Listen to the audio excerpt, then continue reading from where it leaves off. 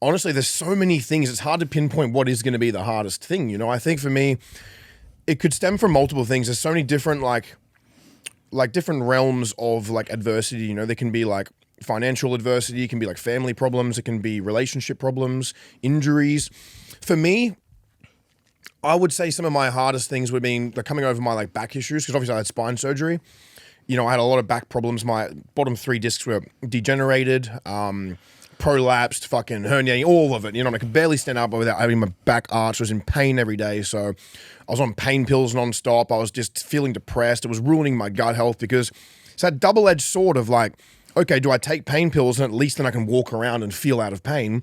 But then I'm just numb as fuck in the brain, and then I'm just like, I don't have no appetite. I don't want to like do anything. It just demotivated me. And then you start eating shit, then you do drugs or party. You look for quick escapes, you know?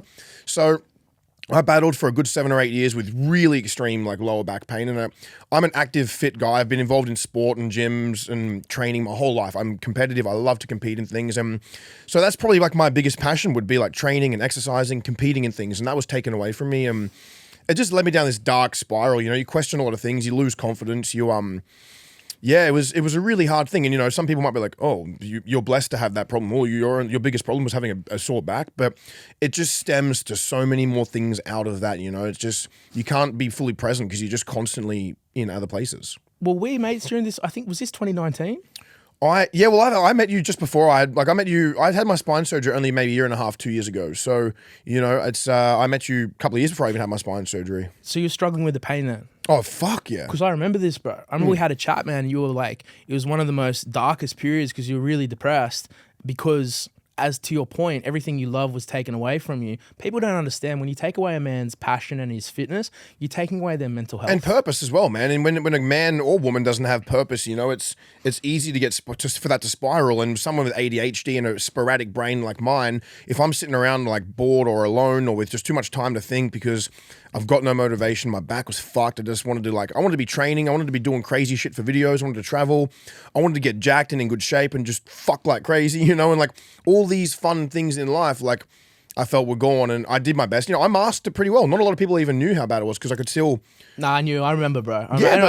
People closer to me would know, but like, you know, I was still getting out, filming my videos, pushing myself pretty damn hard. You know, like I made a lot of effort to make sure I didn't let it completely consume me, and it did for a while, but I didn't want to let it kind of define me forever, you know what I mean? I'll give you some wise words that were said to me, like what defines a man is what he does when things are tough. You're forcing yourself to do shit that you don't want to do, like repeatedly. Yeah, of course. I think the more stuff that you do when you genuinely don't want to do it or you feel like you can't, like it strengthens you. Yeah, definitely. Yeah. 100%. I think as well, and you know, and just to circle back to that question quickly, I could talk for fucking days about it, but you know, there'd be like getting out of my small hometown where, you know, like starting off my videos, before pretty much people were even making videos on the internet, you know what I mean? And now everyone does it. I started making videos on the internet 10 years ago or 11 years ago. And there wasn't many people I could point at. I'm like, oh, they've already done it. They're successful. This happened. And so I copped a lot of shit from a lot of people I was always good to, people I was always nice to, people I was good friends with, turned on me. And it's not that it's, you know, it hasn't traumatized me, and it definitely didn't hold me back. I used it as fuel.